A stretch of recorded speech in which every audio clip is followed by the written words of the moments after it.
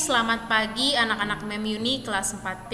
Apa kabarnya semua? Semoga dalam keadaan sehat dan semua terus semangat dalam belajar. Di video kali ini MEMUNI akan menjelaskan materi PKN, yaitu simbol, makna, dan pengamalan sila keempat Pancasila di tematik 4E subtema 1 dengan topik perjuangan para pahlawan. Simak video berikut dari awal sampai habis dan jangan lupa untuk catat poin-poin pentingnya. Oke, kita lanjut. Yang pertama yaitu sila keempat Pancasila. Kita akan membahas tentang isi sila keempat Pancasila. Pastinya kalian sudah tahu dong apa sih isi sila keempat Pancasila. Isi sila keempat Pancasila adalah kerakyatan yang dipimpin oleh hikmat, kebijaksanaan dalam permusyawaratan perwakilan. Jadi isi daripada Pancasila kamu harus ingat dan kita akan fokus dalam sila keempat dari Pancasila. Next, selanjutnya kita akan membahas tentang simbol sila keempat Pancasila. Pasti kalian sudah tahu dong simbol atau lambang dari sila Pancasila yang keempat. Simbol sila keempat Pancasila adalah kepala banteng. Nah, mengapa harus kepala banteng? Karena artinya adalah banteng ini adalah binatang sosial yang suka berkumpul, sama halnya manusia. Nah, suka berkumpul di sini maksudnya adalah positif ya, bukan berkumpul untuk melakukan hal yang negatif, tapi berkumpul bersama untuk melakukan hal yang positif. Nah, apa aja sih hal yang positif itu? Nah, next selanjutnya. Nah, apa sih makna dari lambang banteng tadi? Maknanya yaitu pengambilan keputusan harus dilakukan secara musyawarah dengan cara berkumpul untuk diskusi. Nah, jadi tadi lambang kepala banteng itu adalah binatang sosial yang suka berkumpul. Nah, berkumpulnya itu untuk apa? Untuk mengambil keputusan secara musyawarah dan berdiskusi. Jadi makna daripada lambang banteng itu adalah pengambilan keputusan harus dilakukan secara musyawarah, bukan secara dengan ribut, tapi secara musyawarah dengan berkumpul. Karena tadi apa? Makna daripada lambang banteng adalah binatang sosial yang suka berkumpul. Sama halnya kita sebagai manusia. Oke, next selanjutnya kita akan membahas makna sila keempat Pancasila. Tadi makna simbolnya atau makna bantengnya. Sekarang kita akan membahas tentang makna sila keempat Pancasila.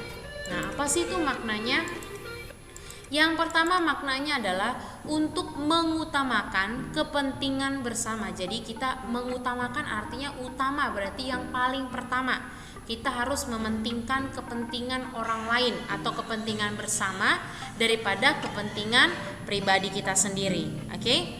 Yang kedua yaitu menjunjung sikap baik, jujur, dan adil. Nah, menjunjung ini artinya kita harus mengutamakan juga atau meninggikan sikap baik. Jadi kita harus lebih memilih sikap baik, jujur, dan juga adil. Inilah makna sila keempat Pancasila. Dan yang ketiga yaitu mengutamakan persatuan dan kesatuan. Jadi kita mengutamakan yang penting kita harus bersatu. Nah, kalau pemikiran kita atau mengutamakan kekacauan berarti kita tidak memaknai daripada sila keempat Pancasila. Dan yang terakhir maknanya adalah tidak memaksakan kehendak kepada orang lain. Jadi dimana ketika kita dalam satu musyawarah berkumpul, kita punya kehendak kita seperti ini aja. Nah, ketika orang lain tidak terima, kita tidak boleh memaksakan kehendak kita sama orang lain. Kamu harus ikutin aku. Nah, ini tidak boleh memaksakan kehendaknya, karena ketika kita memaksakan kehendak kita, berarti kita tidak memaknai sila keempat Pancasila. Oke? Next, selanjutnya. Nah, sikap yang sesuai dengan sila keempat Pancasila seperti apa sih? Nah, sikapnya yang pertama menghormati perbedaan pendapat. Ketika kita sedang memberikan pendapat, teman kita berbeda dari kita harus menghormatinya.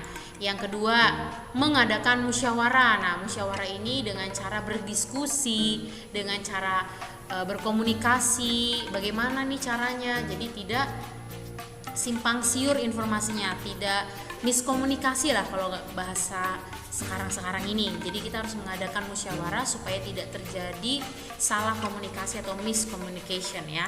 Dan yang ketiga, tidak memaksakan kehendak atau pendapat kita ketika dalam musyawarah. Inilah sikap yang harus kita lakukan dalam kehidupan kita sehari-hari. Oke, next. Nah, selanjutnya adalah contoh pengamalan dalam kehidupan sehari-hari. Nah, pengamalan ini yang harus kita lakukan dalam kehidupan sehari-hari, lebih tepatnya mungkin kamu sebagai siswa, kamu harus menghargai pendapat teman saat berdiskusi di kelas. Nah, pasti kalian pernah dong disuruh oleh guru kalian untuk berdiskusi di dalam kelas. Nah, ketika teman kalian memberikan pendapat, kamu harus menghargainya. Yang kedua, menyelesaikan masalah dengan bermusyawarah. Nah, mungkin pastinya di dalam kelas kalian akan ada masalah, pastinya ya akan ada masalah. Nah, bagaimana cara menyelesaikannya? Kita harus menyelesaikannya dengan bermusyawarah. Yang ketiga, pada saat pendapat kita tidak diterima, tidak memaksakan pendapat kita. Nah, ini sama tadi di sebelumnya ya. Jangan pernah memaksakan apa yang kita inginkan harus dilakukan orang. Nah, kita nggak boleh memaksakan. Nah, orang lain mau ikut terserah, tapi kita tidak boleh memaksakan. Oke? Dan yang terakhir, mengadakan rapat untuk membuat keputusan. Ini paling penting ya.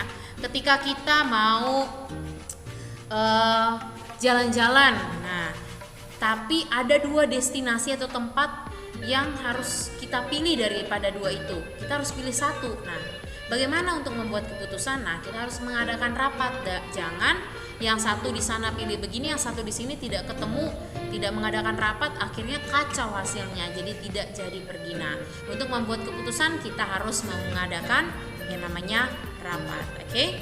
Next, selanjutnya. Nah, di sini ada contoh pahlawan yang mengamalkan sila keempat Pancasila. Nah, siapakah ini? Ini adalah Raja Purnawarman dari Tarumanegara. Contoh apa sih yang dia amalkan pada sila keempat Pancasila ini? Yaitu ketika Raja Purnawarman membawa kerajaan Tarumanegara ke masa keemasan. Nah, masa keemasan ini berarti masa kejayaan, masa kemerdekaan. Jadi ada kerajaan Tarumanegara, Raja Purnawarman inilah yang membawa segala rakyat atau semua rakyat pada masa keemasan. Nah, contoh sikap yang diamalkan yaitu dengan kegigihannya dalam meningkatkan kesejahteraan rakyatnya. Berarti dia sangat gigih, artinya dia benar-benar berusaha supaya masyarakatnya sejahtera atau meningkat. Nah, berarti Raja Purnawarman ini sudah mementingkan kepentingan bersama, bukan kepentingan dia sendiri, tetapi dia mementingkan kepentingan rakyat, artinya kepentingan bersama. Dan yaitu contoh yang dapat kita tiru sebagai siswa dari Raja Tarumanegara, yaitu mengajak seluruh siswa di kelas untuk bekerja sama ketika ada suatu masalah, ketika ada suatu pekerjaan yang berat. Nah, semua siswa atau kita sebagai siswa harus mengajak teman kita untuk bekerja sama dalam menyelesaikannya, ya, tidak sendiri, tidak berdua, tidak bertiga, tapi harus seluruh siswa. Nah, supaya apa? Supaya kita lebih mementingkan kepentingan bersama, bukan kepentingan pribadi. Oke? Next, selanjutnya, that's all. Nah, artinya video ini sudah mau berakhir dan Mem Yuni ucapkan terima kasih. Sampai jumpa di video selanjutnya. Jangan lupa untuk mencatat poin-poin penting yang baru saja kalian tonton. Oke? Sampai jumpa, salam sehat, tetap semangat untuk kalian.